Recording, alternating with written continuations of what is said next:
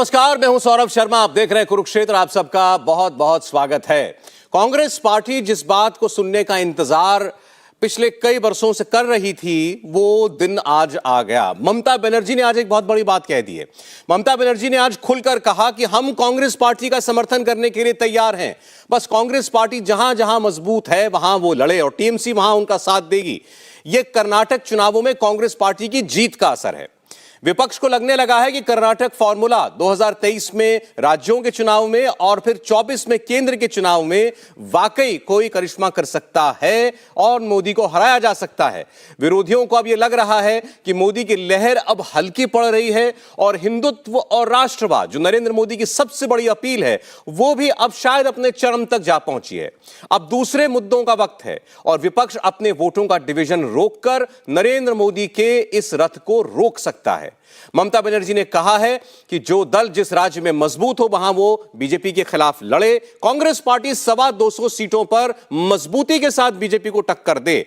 बस जहां जहां बाकी दल मजबूत हैं वहां वो उनको लड़ने दे। तो क्या आने वाले दिनों में हम दूसरे तमाम दलों के नेताओं से भी इसी किस्म के बयानों की उम्मीद करें? क्या अब विपक्ष सीट शेयरिंग के फॉर्मूले को लेकर भी कोई बातचीत आगे बढ़ाएगा?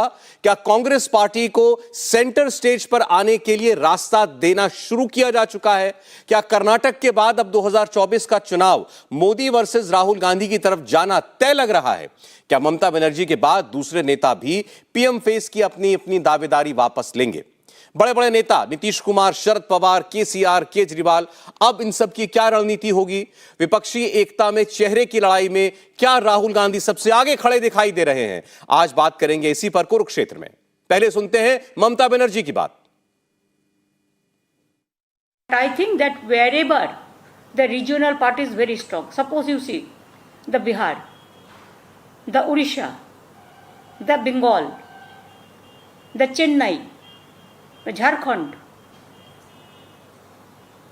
the AP, Andhra Pradesh, the Telangana, like so many states, Punjab. So the strong party must be given priority.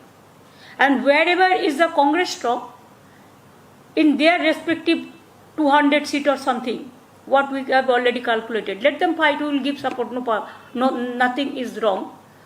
But they have to see that they have to support the other political party also. Mamata Banerjee के इस बयान को देखने के दरअसल दो नजरिए हो सकते हैं। पहला तो यह है कि आप कांग्रेस पार्टी के नजरिए से इसको देखें। ममता बनर्जी कभी खुलकर कांग्रेस पार्टी का इन दिनों कम से कम नाम नहीं ले रही थी। नीतीश कुमार ये प्रयास जरूर कर रहे थे, खासकर जब से राहुल गांधी से मिले हैं, कि वो कांग्रेस पार्टी को लेकर भी बाकी दलों को सेम पेज पर लेकर के आए। और ममता बनर्जी ने उसके बाद कर्नाटक में कांग्रेस की बड़ी जीत के बाद यह बयान दिया है।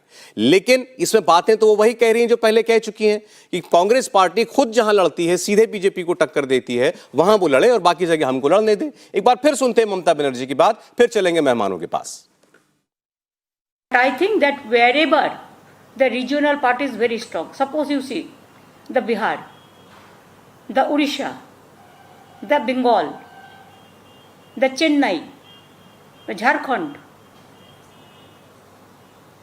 the AP, Andhra Pradesh, the Telangana, like so many states, Punjab.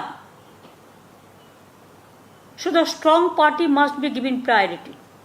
And wherever is the Congress strong, in their respective 200 seat or something, what we have already calculated, let them fight, we will give support, no, nothing is wrong.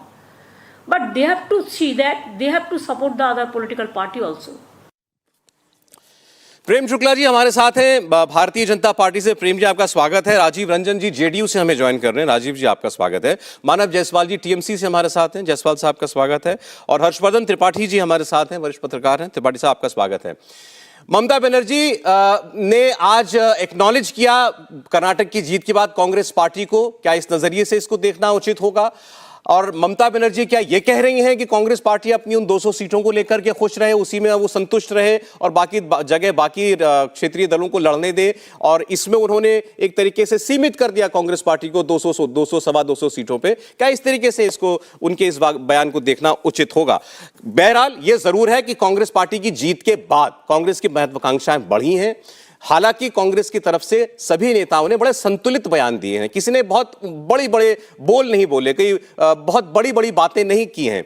लेकिन यह जरूर है कि कांग्रेस ने हमेशा एक बात कही है कि 2024 को लेकर के कोई भी दल विपक्ष का इस भुलावे में न रहे कि कोई गठबंधन बनेगा, कोई मोर्चा बनेगा तो वो बगैर कांग्रेस के बन सकता है, या अगर बनेगा तो कामयाब हो सकता है। किसी भी विपक्षी मोर्चे का न्यूक्लियस कांग्रेस पार्टी ही हो सकती है, यह कांग्रेस पार्टी के नेता खुलकर कहते रहे। प्रेम शुक्ला साहब के साथ स्वागत का शुरुआत करना चाहते हैं चर्चा की। देखिए, ममता बनर्जी अब ये कह रही हैं, कम से कम उन्होंने कांग्रेस पार्टी को आज एक्नॉलेज किया। अभी तक तो वो राहुल जी का नाम नहीं लेती थी, कांग्रेस पार्टी के किसी नेता से मिले हुए उनको जमाना हो गया था। आज उन्होंने कहा कांग्रेस पार्टी ठीक है, बड़ी जीत हुई है। कल परसों जब नतीजा आया था उन्होंने कहा था ये बीजेपी के अंत की शुरुआत है कांग्रेस पार्टी की जीत के साथ। आज उन्होंने कहा है कि 225 कांग्रेस की, बाकी क्षेत्रीय दलों की, हारेगी बीजेपी। देखिए, सुश्री ममता बनर्जी ने जो कुछ कहा है वो एक कोण तो यह है कि कांग्रेस के साथ जा रही हैं, लेकिन दूसरा कोण यह है कि सुश्री ममता बनर्जी ये कह रही हैं कि जिस कांग्रेस पार्टी में श्रीमान राजीव गांधी के युग में 413 सीटें अकेले के बल पर जीतती थी, आज वह पार्टी 200 से अधिक सीटों पर लड़ने योग्य ही नहीं है। यानी 4 दशकों में जो भारतीय जनता पार्टी 1984 में 2 सांसदों वाली पार्टी थी, आज वो 303 सांसदों की पार्टी है और 350 सीटों का लक्ष्य है हमारे पास।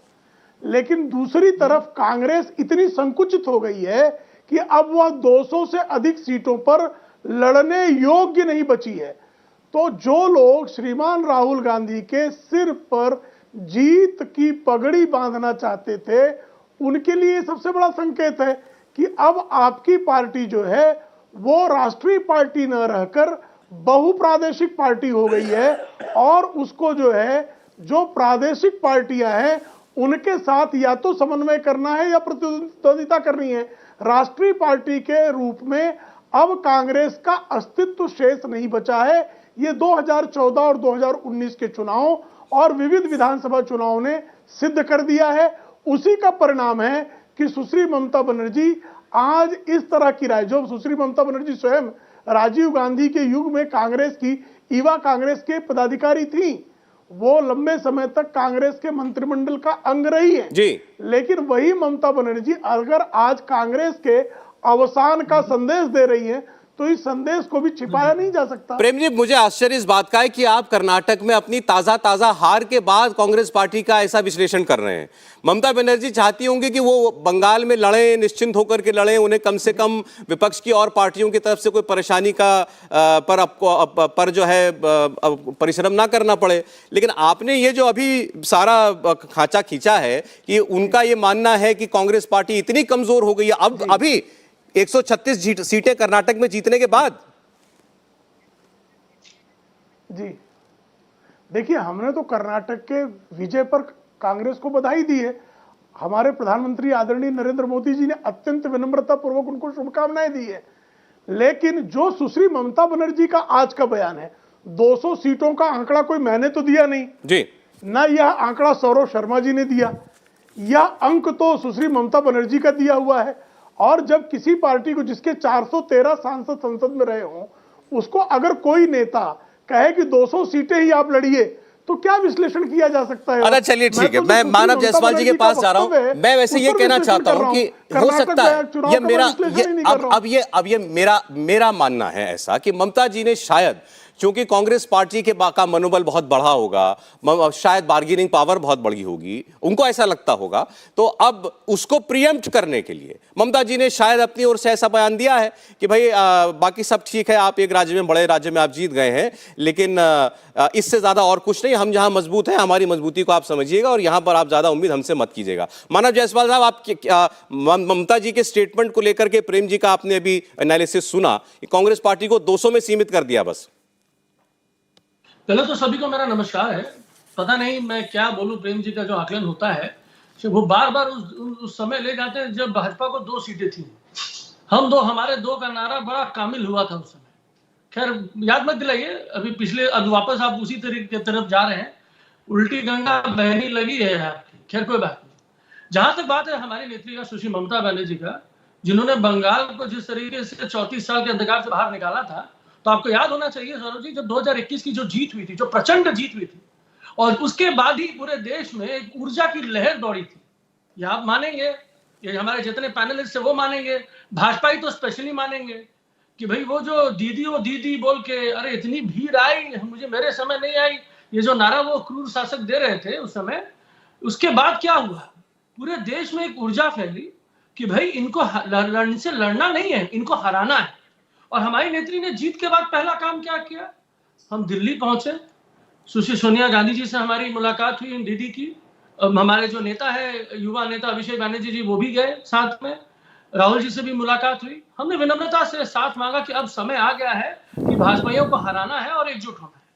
साथ ही साथ हमने एक बार नहीं, बार बार, हर बार हमारी दीदी ने, नेत्री ने भविष्य दिखता है उनको, उन्होंने संघर्ष किया है, जमीनी नेता है और धरातल पे उन्होंने काम किया है। पदयात्रा जितनी उन्होंने करी है देश में और किसी नेता ने नहीं की। जी ठीक। उसके बावजूद भी उन्होंने क्या बोला कि भाई जहां जहां क्षेत्रीय पार्टी हैं जो मजबूती से बीजेपी को पछाड़ रही हैं, वो वहां लड़े, और उनको बाकी जो रीजनल पार्टियां हैं, राज्य देश की सबसे बड़ी पार्टी कांग्रेस है, उनको समर्थन दे और उनके साथ मुंहतोड़ जवाब दे भाजपाइयों को। आज भाजपा क्या करते, देखिए इनके 26, 27, 28 गठबंधन थी इनकी, आज नहीं है, आज चिरमिरा चुकी है इनकी गठबंधन। लेकिन ये किसी को भी, छोटी से छोटी पार्टी, एक सीट वाली भी पार्टी को पुनः तरीके से ले जाना चाहते थे। अटल जी और अडवाणी जी की बात है, लेकिन अभी तो मोदी शासन है, वो इतने बड़े हो गए हैं भाई, भगवान तुल्य हो गए हैं वो, कि भाई उनके अलावा कुछ है नहीं। तो ये हो रहा है भाजपाइयों नहीं, ठीक है मानव जी, बार कहा है। मानव जी जो बात अभी ममता जी का, क्योंकि अभी स्टेटमेंट आया तो उस पर हम लोग बात कर रहे हैं, चर्चा ये हो रही है कि मतलब यही है ममता जी की भी कहने का कि अगर 2024 के चुनाव के लिए, राधिका जी भी ज्वाइन कर चुकी है हमें कांग्रेस पार्टी से, राधिका जी स्वागत है आपका। ममता जी का अभी एक स्टेटमेंट आया, उन्होंने कहा कांग्रेस पार्टी जो है वो अपना 200 सीटों पर मजबूती के साथ लड़े और हम उनको वहां समर्थन देंगे, और बाकी जगह पर क्षेत्रीय दल मजबूत जहां जहां है वहां पर कांग्रेस को उनको साथ देना चाहिए। और बंगाल में कांग्रेस जो है, जी मैं आ रहा हूं, आऊंगा आप ही के पास मानव जी, उनको मैं जरा अपडेट कर दूं अभी क्योंकि अभी जुड़ी, उनको बता दूं कि क्या चर्चा हुई है, क्या चर्चा हुई है, उनको बता रहा हूं, आप जवाब दीजिएगा, केवल उनको मैं बता रहा हूं। तो उसने कहा कि अच्छा नहीं, ये अच्छा नहीं है कि बंगाल में कांग्रेस टीएमसी के खिलाफ लड़े। तो ये इतनी बात अभी हुई है क्योंकि तुरंत अभी उनका बयान आया तो हमने चर्चा उससे शुरू करी। मानव जी अपना एक कमेंट दे रहे थे, उसके बाद मैं आपके पास आता हूं। तो मतलब यही है उनके कहने का ना कि अगर कोई मोर्चा बनता है, अगर विपक्ष एकजुट होकर लड़ेगा नरेंद्र मोदी भाजपा के खिलाफ, तो उसमें कांग्रेस की स्पेस 200 सीटों की है। जी नहीं, अब ये 200 सीटों 300 सीटों का आकलन आप लोगों ने कैसे फॉर्मुलेट किया है मुझे नहीं पता, लेकिन ये तो ममता जी का स्टेटमेंट है अभी का। फॉर्मुलेट किस लिए किया है आपने, वो आप समझिए। जो बात हो रही है, जो चर्चा में है कि भाई हर छोर से भाजपाई जो है हमको घेरते हैं, तो अब समय आ गया है कि भाई जो रीजनल पार्टियां हैं जो पूर्णतः तरीके से फेडरलिज्म के दामन को थामते हुए उसका झंडा को फहराएंगे, उनको वहां लड़ना है और इनको हराना है। और आपने देखा है कि रीजनल पार्टियों ने भाजपाइयों को हराया है। आज निश्चित रूप से कर्नाटका में जो जीत हुई है वो प्रचंड जीत है कांग्रेसियों की, और बहुत बहुत धन्यवाद है उनके नेतागणों का, जिस तरीके से उन्होंने संघर्षपूर्ण, ये बहुत जरूरी है। लेकिन आने वाला समय ऐसा नहीं है, आपको हर बार भाजपाइयों को लड़ाना होगा और उनसे इस तरीके से लड़ना होगा कि आप एकजुट रहें। ठीक है, चाहे वो कांग्रेस पार्टी अकेले ही क्यों ना हो, जब G23 हो या G44 हो, लेकिन उनको एकजुट होना होगा, तब जाके वो भाजपा को हरा पाएंगे। आज हम हरा रहे हैं उनको, और हम चाहते हैं कि जहां जहां जो लोग हैं वो पुख्ता तरीके से रहे, चाहे वो तेलंगाना में केसीआर जी हो, चाहे आप चले जाइए यूपी में अखिलेश जी हो, चाहे नीतीश जी, तेजस्वी जी क्यों ना हो, यहाँ बंगाल में हम पकड़ रहे हैं, महाविकास आघाड़ी वहां पकड़ रहे हैं। चलिए ठीक है, मैं जरा राधिका जी के पास से जा रहा हूं, ये बस ये चर्चा जो है। राधिका जी, ममता जी ने भी कई राज्यों का जिक्र किया था कि चाहे बिहार हो, चाहे तमिलनाडु हो, चाहे उड़ीसा हो, तो जहां जहां क्षेत्रीय दल है वहां उनको लड़ने दें। कांग्रेस जहां अपना सीधी लड़ाई में है बीजेपी के साथ 200 सीटों पर, वहां वो मजबूती के साथ लड़े। देखिए क्या कौन कहां से लड़ेगा, कहां से नहीं लड़ेगा, वो अभी समय आने पे तय हो जाएगा। जैसा राहुल जी भी कहते हैं, मल्लिकार्जुन खड़गे जी भी कहते हैं, कांग्रेस पार्टी बहुत क्लियर है कि जो लोग बढ़ती बेरोजगारी, बढ़ती सांप्रदायिकता, बढ़ती ध्रुवीकरण, बढ़ती नफरत की राजनीति और बढ़ती जुमलों की राजनीति से एकजुट होकर लड़ना चाहते हैं, हम उन सबके साथ मिलकर लड़ेंगे। आगे क्या प्लान रहेगा, अभी समय है। और जाहिर सी बात है, जो अपने क्षेत्र में जैसे जैसे जहां पे जो मजबूत है वैसा लड़ा जाएगा। और विपक्ष की एकता के किसी को अभी फिक्र करने की जरूरत नहीं है। हम समझ रहे हैं कि भारतीय जनता पार्टी बहुत बौखलाई हुई है, क्योंकि अगर आप देखेंगे जब ये चुनाव जीत के आए 2014 में, इनके पास कितने लोग थे जो इनके साथ थे। एक एक करके सब अलग होते रहे, चाहे वो शिवसेना हो, चाहे अकाली दल हो, चाहे वो एक सीट वाली पार्टी हो जो इनके साथ थी, या 2 सीट या 50 सीट, जितने भी लोग थे सब एक एक करके इनके साथ ही इनसे अलग हो गए। तो इनको तिलमिलाहट हो रही है। और जैसे जैसे देख रहे हैं कि अलग अलग प्रदेशों में, आप देखिए किस तरीके से साउथ इंडिया में ये लोग बात करते थे कि हम कांग्रेस मुक्त भारत बनाएंगे, फिलहाल तो दक्षिण मुक्त मतलब भारतीय जनता पार्टी मुक्त दक्षिण भारत हो चुका है। इनको इस बारे में सोचना चाहिए, ठीक है। और कितने बड़े राज्यों में भारतीय जनता पार्टी है? 4 बड़े राज्यों में इनकी सरकार है। आप देखेंगे अगर उत्तराखंड, गुजरात, असम और मध्य प्रदेश तो मैं गिनना नहीं चाहूंगी इनके साथ, यूपी, मध्य प्रदेश तो चोरी की सरकार है। उत्तर प्रदेश में इनकी सरकार है। और कांग्रेस के पास भी 4 बड़े राज्य हैं।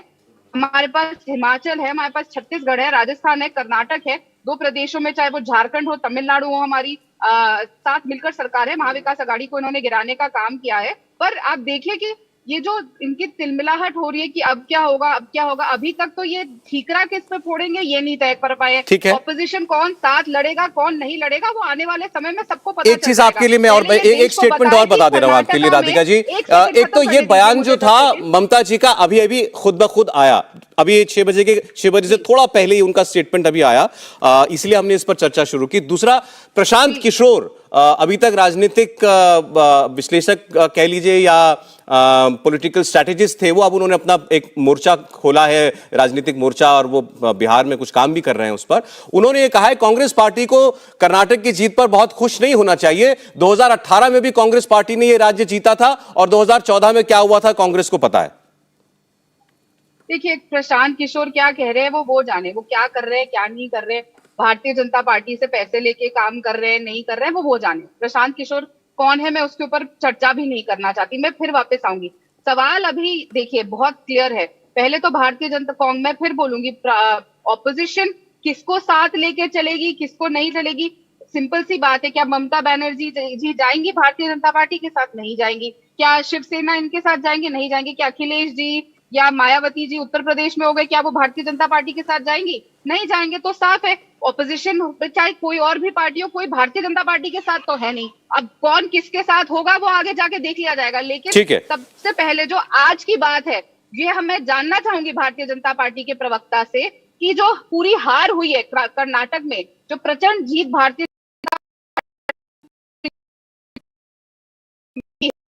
उसका ये क्रेडिट किसको दे रहे हैं? इनके 12 से ज्यादा मंत्री भी हार गए कर्नाटक में। इतनी बुरी तरह वहां की जनता ने, बजरंगबली जी ने जो इनको भगाया अपने गधे से वहां से, ये हार का क्रेडिट किसको दे रहे हैं? किस पे फोड़ रहे हैं? ये तो 13 तारीख से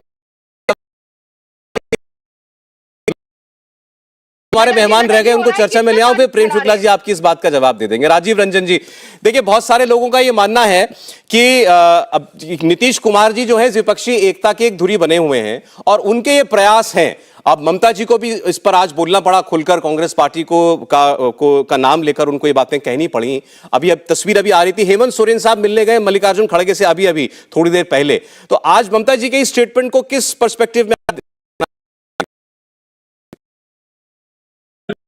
2024 की जो चुनौतियां हैं, सभी दलों के बीच सहमति बने, 1 कॉन्स्टिट्यूएंसी 1, इसको लेकर के अभी तो बहुत ही प्रारंभिक दौर में बातें हो रही है। अभी पूरी तरह से अलायंस का स्वरूप भी उभर कर नहीं आया है, लेकिन बिहार ने यह संभव कर दिखाया। बिहार में 7 दलों का गठबंधन काम कर रहा है। नीतीश कुमार जी ने अगर कुछ कहा तो बिहार का जो प्रयोग था सफल, कुछ भी आज कहा है, एक शुरुआत हुई है। बर्फ का पिघलना शुरू होना भी एक अच्छा, और कई भारतीय जनता पार्टी का मुकाबला जिन क्षेत्रीय दलों के साथ हुआ है वहां सफलतापूर्वक वहां मुकाबला करने में वो सक्षम है। यह अलायंस इसलिए भी ज्यादा महत्वपूर्ण है कि इस अलायंस में कांग्रेस एक राष्ट्रीय पार्टी है। स्टेबिलिटी के लिए कांग्रेस का होना बेहद जरूरी है जी। किसी भी अलायंस को सरकार में अगर आना है और उसे टिके रहना है तो कांग्रेस को भी क्षेत्रीय पार्टियों की भावनाओं को समझ करके उसके अनुरूप रणनीति बनानी है। लेकिन मैं मानता हूं कि गांधी जी और मल्लिकार्जुन खड़गे जी की के साथ जो बातचीत नीतीश कुमार जी की हुई और उसके बाद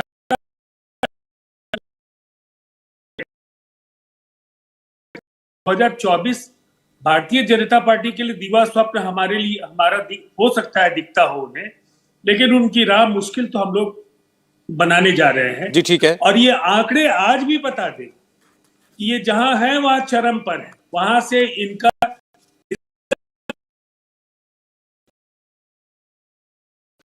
नया अपोजिशन के लिए अपोजिशन यूनिटी के बाद काफी ज्यादा बढ़ेंगे। नहीं, और प्रश्न इसीलिए केवल मैं इतना है मानता कि हूं इनको कि भाजपा देश के को जो वहां से हालात- नीचे लाने के लिए ऑपोजिशन यूनिटी क्या कारगर हो सकती है, और क्या ऑपोजिशन यूनिटी वाकई अपने आप में फीजिबल है, मुमकिन है? जनता जी को भी आपने सुना। नहीं, निश्चित तौर पर कांग्रेस को उत्साहित होने का पूरा अधिकार है, क्योंकि बड़ा राज्य है, हर तरह से बड़ा राज्य है, समृद्ध राज्य है, हर लिहाज से देखें तो बहुत महत्वपूर्ण है 2024 के लिहाज से। आधार मतदाता समूह को अपने साथ लाने में बहुत बड़ी सफलता मिली। मैं उस दिन भी, जिस दिन इंडिया टीवी पर एग्जिट पोल था, तब भी मैंने कहा था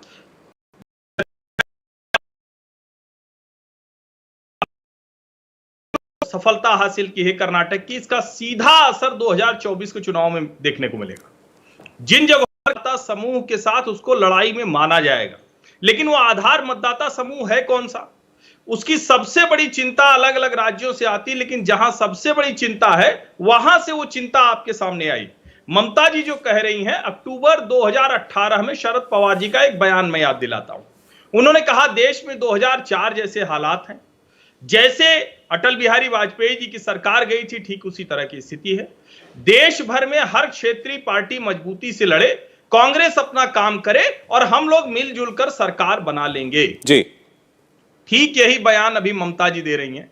अब इसको आप पॉलिटिकल नैरेटिव के लिहाज से देखिए तो निश्चित तौर पर क्षेत्रीय दलों के लिए यह मुश्किल होती है जब राष्ट्रीय दल बढ़ते हैं, वो चाहे भाजपा बढ़े या कांग्रेस बढ़े, क्योंकि भाजपा और कांग्रेस ही इस देश में अगर नेशनल पार्टी के तौर पर कहेंगे तो यही दोनों है। कम्युनिस्ट पार्टियां चूंकि अपना आधार खत्म कर चुकी हैं, इसलिए उनकी हम चर्चा नहीं करते हैं।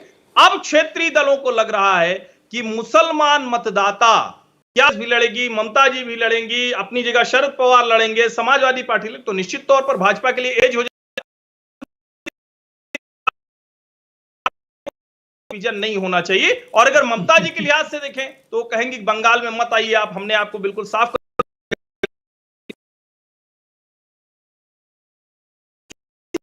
मैं ये नहीं समझ पाता। चलिए, अच्छा ठीक है, इस पर आपको मानव जायसवाल जी भी जवाब देना चाह रहे हैं। एक ब्रेक के लिए हमको रुकना पड़ेगा, और कर्नाटक के जो और लार्जर मैसेज हैं इस साल होने वाले और विधानसभा चुनावों के लिए और 2024 के लिए, खासकर भारतीय जनता पार्टी के लिए, उन पर भी आगे बात होगी एक छोटे से ब्रेक के बाद।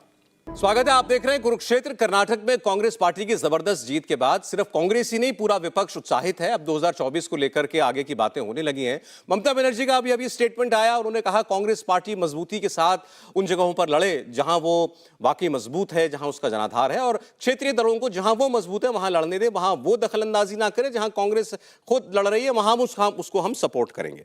लेकिन कर्नाटक का संदेश क्या है, कर्नाटका में कांग्रेस की जीत का? राज्यों की बात करें तो ये बिल्कुल स्पष्ट है कि लोगों ने अपना रुझान उस तरफ दिखाया जहां क्षेत्रीय मुद्दों की बात ज्यादा हो रही थी। और दूसरी बात बिल्कुल साफ ये भी दिखाई दी कि अगर एंटी इनकम्बेंसी है किसी राज्य में, बीजेपी की सरकार के खिलाफ लोगों का रुझान बन रहा है, तो फिर प्रधानमंत्री नरेंद्र मोदी की अपील, उनके करिश्मे की या वो उनकी रैलियों सभाओं की भी एक सीमित अपील है। यानी वो ऐसा नहीं है कि बिल्कुल धारा के विपरीत जाकर अपनी पार्टी को बहुमत में ला सके। ऐसा इस बार कर्नाटक में होता हुआ नहीं दिखाई दिया। और दूसरा, अगर इसको राष्ट्रीय परिप्रेक्ष्य में रखना चाहें तो एक सवाल है जो मैं प्रेम शुक्ला जी के सामने रख रहा हूं, जो आज चर्चा में दिखाई दे रहा है, वो ये कि क्या हिंदुत्व और राष्ट्रवाद की अपील का भी अब उतना असर नहीं रहा, या दूसरे शब्दों में कहें तो क्या ये मुद्दे भी पीक कर चुके हैं? 370 हो चुका है। हम देख चुके हैं देश के अंदर पाकिस्तान की तरफ से राष्ट्रवाद पर आपने सर्जिकल स्ट्राइक करके, एयर स्ट्राइक करके जो जवाब दिया पुलवामा हमले के बाद, वो सब एक उफान था, एक एक्सट्रीम था। वो सब देश देख चुका है और उस देश ने आपका साथ भी दिया। राम मंदिर का मुद्दा आया, उस पर भी देश का जो भी सहयोग था वो आपको मिल चुका है। लेकिन ये हो गया, अब आगे क्या? कुछ नया सोचना पड़ेगा।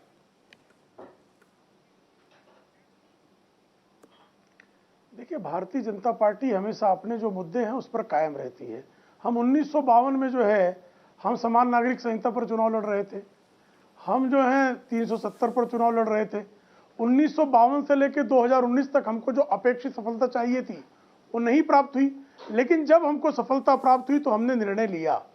1993 में 6 दिसंबर 1992 को बाबरी का कलंक जो है धुल गया, और बाबरी का कलंक धुलने के बाद भी 1993 में जब उत्तर प्रदेश में चुनाव हुए, जिन भाजपा की सरकारों को सुप्रीम कोर्ट ने कालांतर में कहा कि कांग्रेस ने जिस तरह बर्खास्त किया वो तानाशाही की पराकाष्ठा थी, जिस तरह से मध्य प्रदेश की, हिमाचल प्रदेश की, राजस्थान की सरकारों को बर्खास्त किया गया था। चुनाव हुए, उन चुनाव में भारतीय जनता पार्टी पराजित हुई और यहां तक नारा लगाया, भद्रता वाला नारा लगाया कि मिले मुलायम काशी राम, हवा मुड़ गए जय श्री राम, कि राम मंदिर का आंदोलन समाप्त हो गया। हमको कई चुनाव में नहीं मिला उस तरह का समर्थन, लेकिन जब 2014-2019 में हमको समर्थन मिला और आज भव्य दिव्य राम मंदिर का निर्माण हो रहा है, अनुच्छेद 370 का संशोधन हमने करके दिखाया, और हम जो हैं यूसीसी पर हमने कर्नाटक में भी वादा किया, हम जो है उत्तर प्रदेश में भी उस पर समिति बनाए बैठे हैं, हमने उत्तराखंड में समिति बनाई, हमने गुजरात में समिति बनाई।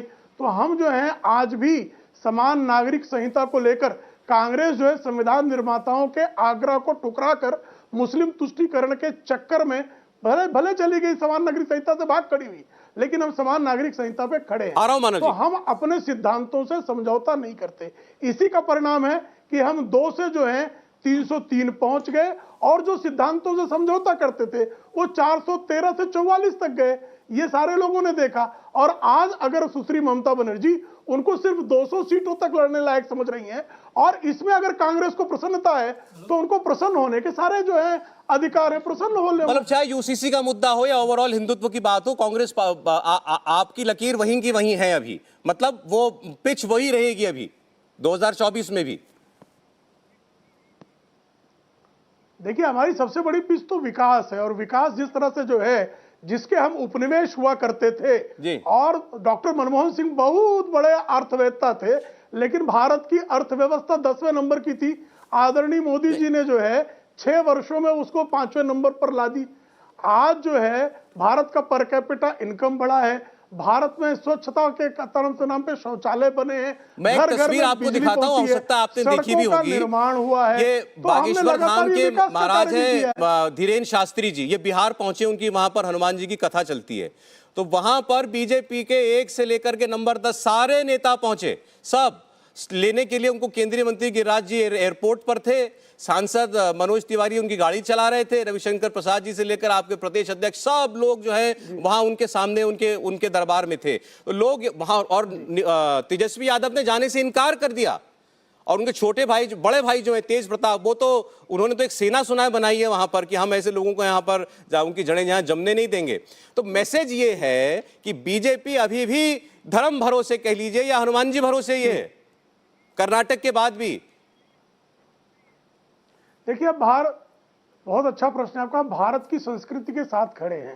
कांग्रेस के जमाने में शंकराचार्य गिरफ्तार होते हैं, और मौलाना बुखारी जो है उनका सत्कार होता है। आज भी कांग्रेस वही कर रही है, बाबा बागेश्वर का अपमान करने पर आमादा है। संतों का, भारतीय हिंदू संस्कृति का जो भी जो है उसको जो है पोषित करने का कार्य करते हैं, उन सारे संतों महंतों का हम सम्मान करते हैं। साधु संतों में हमारी आस्था है। इनके यहाँ साधु संतों का अपमान करने की परंपरा रही है। श्रीमती सोनिया गांधी हिंदुओं को आतंकवादी कहते रहे, भगवान आज बजरंग बली की बात कर रहे हैं। बजरंग बली लौ जिहादियों का समर्थन करने वालों के हमारे लिए कोई किसी चुनाव में हार जीत से जो है इतना कलंकित कार्य करे, जिनके उमेन चांडी जो कहते हैं, जिनका मुख्यमंत्री उमेन चांडी स्वयं कहता हो कि लव जिहाद की शिकार महिलाएं हुई हैं, उसके बाद भी लव जिहादियों के साथ मैं एक और जो पार्टी खड़ी है, आपको भी बिहार का उदाहरण दिया, आपको इस पर सारे बाकी मेहमान जवाब देना चाह रहे हैं। एक मिनट, मैंने आपको बिहार का उदाहरण बताया, इस पर मैंने ट्वीट देखा हर्षवर्धन जी का भी, वही उनके पास भी जाता हूं। और तेलंगाना में, अभी कर्नाटक में आप हारे हैं, जहां आपने हिंदुत्व को लेकर के, बजरंग बली को लेकर के इतना आपने जो है वहां पर प्रचार का मुद्दा बनाया। तेलंगाना में हेमंत बिश्व शर्मा अभी से प्रचार कर रहे हैं, और उनका मुद्दा क्या है? उनका मुद्दा लव जिहाद है, मदरसा है। तो वहां पर अभी भी मतलब लाइन वही है बीजेपी की। कर्नाटक में हार हुई हो उससे कोई मतलब नहीं है कि उनको आप मतलब बीजेपी को ये लग रहा हो कि भाई ये एजेंडा हमको नहीं सूट कर रहा है, ऐसा नहीं है। उनको लगता है कि ये हमारा ओरिजिनल एजेंडा है और हमें इससे नहीं हटना चाहिए। बहरहाल इस पर बाकी मेहमानों की क्या राय लेते हैं। एक बार राधिका जी बोलना चाह रहे हैं, फिर बात हूं मानव जी के बाद राजीव जी के पास। देखिए, भारतीय जनता पार्टी चाहे कर्नाटक का इलेक्शन हो चाहे लोकसभा का इलेक्शन रहा हो, ये गोल पोस्ट चेंज करने की राजनीति कर रही है। इन्होंने यहाँ पे यूसीसी की बात करी। अरे सर, आप ही की सरकार ने, आप लोगों ने ही 3 फरवरी को इसी साल पार्लियामेंट में स्टेटमेंट दिया है किरेन रिजिजू जी ने कि सरकार का कोई भी अभी यूसीसी लागू करने का कोई भी प्लान नहीं है, यूसीसी पे अभी कुछ भी नहीं होने वाला। आप कहाँ यूसीसी पे टिके हुए हैं? आपने 2022 में जब उत्तराखंड में आप सरकार बनाए थे, आप लोगों ने वादा किया था कि यूसीसी लागू होगा। फिर आपने गुजरात में कहा, 2022 के बाद गुजरात का चुनाव भी आया, आपने यूसीसी लागू नहीं किया। आप हर बार यूसीसी के कंधे पे चलते हैं। और इसी साल पार्लियामेंट में फिर दोहराऊंगी, किरेन रिजिजू जी ने 3 फरवरी को स्टेटमेंट दिया है राज्यसभा में, जब उनसे सवाल पूछा गया कि यूसीसी लागू करने का सरकार का कोई प्लान नहीं है, तो ये मत करिए। और देखिए, हमने ये भी देखा था कि किस तरीके से देश के गृह मंत्री, सौरभ जी आपने अब जब हेमंत बिस्वा शर्मा की बात करी, देश के गृह मंत्री ने कर्नाटक में जाके स्वयं अपनी रैली में कहा था कि अगर कर्नाटक की जनता कांग्रेस को वोट देगी तो यहाँ दंगे होंगे। 1 हफ्ते बाद इन्हीं के शासित मणिपुर में दंगे होने शुरू हो गए। आज तक मणिपुर जल रहा है। अब फिर दोबारा ये लोग नफरत की राजनीति फैलाने का काम तेलंगाना से शुरू कर रहे हैं। इनको समझ नहीं आ रहा है, जैसा मैंने कहा, दक्षिण बिल्कुल भारतीय जनता पार्टी मुक्त हो चुका है। धीरे धीरे करके भारत से ही भारतीय उसका जवाब उन्होंने दे दिया ना आपके सामने राधिका जी कि ये चुनाव हार जीत से हम तय नहीं करते हैं। आपने उनको बहुत समय दिया है। ये तो जब पार्टी नहीं थी, जनसंघ के जमाने से हमारे एजेंडा में है, रहेंगे, आगे भी रहेंगे। ठीक, मानव जी। नफरत फैलाने के मतलब नफरत फैलाना, इनसे सब कुछ नफरत फैलाना इनकी प्राथमिकता है जनसंघ के समय से। और वो अकेले हैं इसलिए मैंने उनको ज्यादा मौका दिया। एक बार अब एक एक करके आप लोग बोलिए, फिर वो उत्तर आप सबका एक साथ देंगे। मानव जी लीजिए, उतना समय हम सबको भी दीजिए। मैंने इसीलिए बोला, मैंने आपके कहने से पहले ही बोल दिया भाई वो एक है, आप 3 है ना उधर से।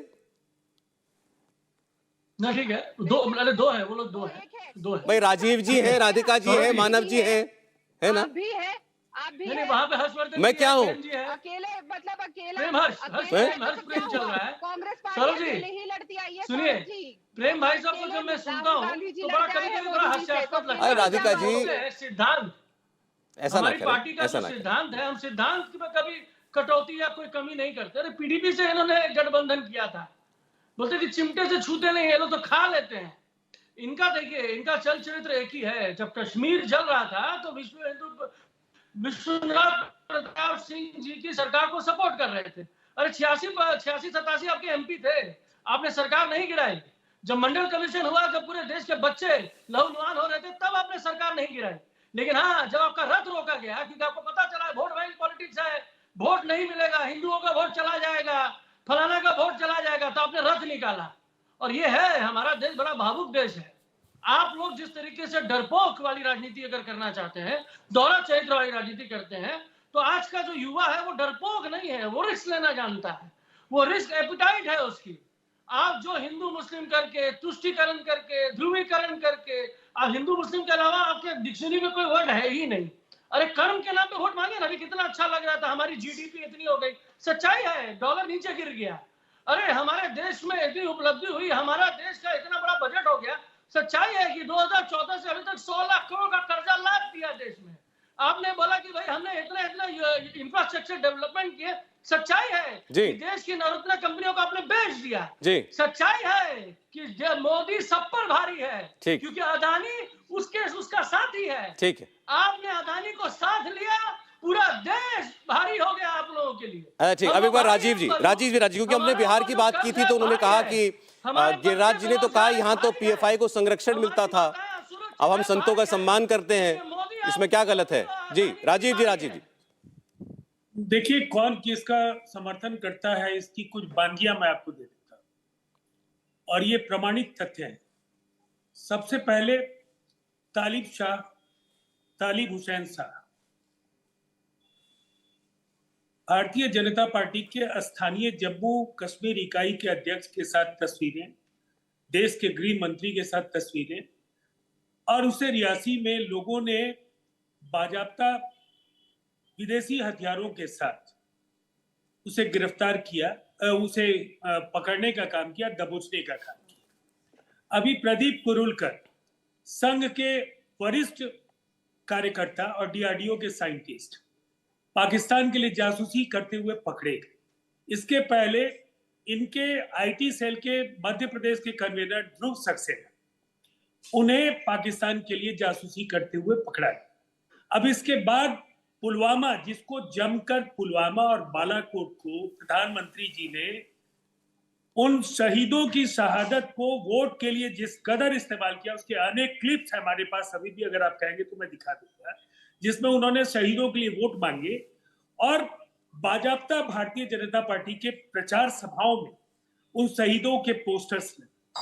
आज उसका सच भी सतपाल मलिक ने सामने रख दिया कि इनकी गलती की सजा उन 40 बेकसूर जवानों को अपनी शहादत देकर के भुगतनी पड़ी। हाँ, इनका फायदा जरूर हुआ, इन्हें वोट मिले शहादत के नाम। ठीक है, अब मैं आपको एक दो बात बताना चाहता हूँ। मणिपुर, प्रधानमंत्री जी बजरंगबली का नाम लेकर के वहां सभाएं कर रहे थे। मणिपुर में शांति के लिए भी अगर भगवान से प्रार्थना करते, वहां हालात इतने बिगड़े कि उनकी पार्टी के अभी 10 एमएलएस ने एक अलग स्टेट बनाने की मांग की है। और सबसे जबरदस्त विडंबना यह है कि भारतीय जनता पार्टी के 8 विधायक हैं उन 10 विधायकों में, जिन्होंने ये कहा है कि भारतीय जनता पार्टी के समर्थन की वजह से, एक खास जनजातीय समूह के आतंक की वजह से यहाँ का सामाजिक ताना बाना टूटा। ठीक, राजीव जी माफ कीजिएगा, मैं रोक रहा हूँ, मेरे पास समय बिल्कुल नहीं है। मैं चाहता हूँ दो मेहमान बच्चन का कमेंट तो ले लूं, कम से कम इनका जवाब तो आ जाए। ठीक, ये आपके राष्ट्रवाद और हिंदुत्व की हकीकत बयां कर रहे थे तीनों। प्रेम जी देखिए, अब इनसे क्या, पलटू रामू से आप क्या अपेक्षा कर सकते हैं? ये शिवसेना से चुनाव लड़ते थे, आजकल सेकुलर हो गए हैं, इनकी तो ये दशा है। अब इनसे क्या बात करेंगे आप? पता नहीं कहां कहां का झूठ परोसने का प्रयास कर रहे हैं। अरे भाई, इशरत के चच्चू जो हैं वो कितने कच्चू हैं कि आपके यहाँ दंगे होते हैं, उसके बाद इफ्तार करने चले जाते हैं। उनकी जो है तुष्टीकरण की रफ्तार लगातार बढ़ती चली जाती है। तो पलटू राम को थूक के चाटने का की जो आदत है वो बहुत बुरी है। देखिए, मेरे बीच में बोलने लगे, मैं इनको सुन रहा था ना। बोलिए, क्यों भौंक रहे हैं भाई? भौंकिए मत, मैं समझ रहा हूँ आपकी जो दुर्दशा हुई है, आपकी जो दुर्दशा हुई है कि आपकी ये दशा है कि आप जो है तेजस्वी, जो आपको पलटू राम कहता है, उसके तलवे चाटने की आपकी मजबूरी है। अच्छा, ठीक, आप तलवे, अब मैं जरा हर्षवर्धन जी से पूछ लूं।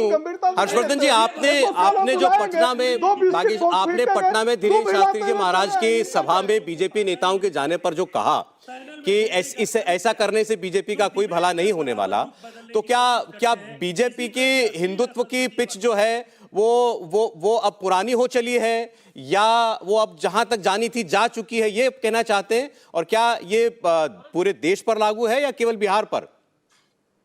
नहीं सौरभ जी, मैं बहुत स्पष्ट हूं कि बागेश्वर धाम सरकार जो धीरेन्द्र कृष्ण शास्त्री है, उनके सामने जिस तरह से बिहार बीजेपी नतमस्तक है, उसमें वो फिलहाल अपना कुछ भला खोज पाएंगे या भला कर पाएंगे राजनीतिक तौर पर, यह असंभव है।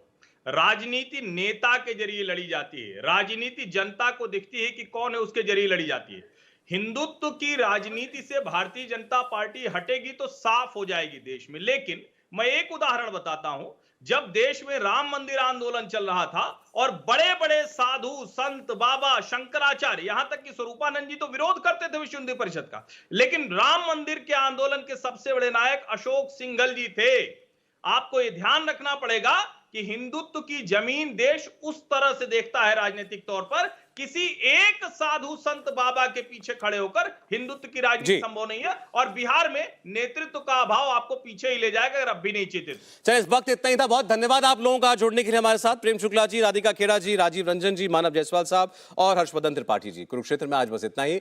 इंडिया टीवी हर वक्त हर जगह डाउनलोड करने के लिए सर्च करें India TV news Google play store या ऐप स्टोर पर।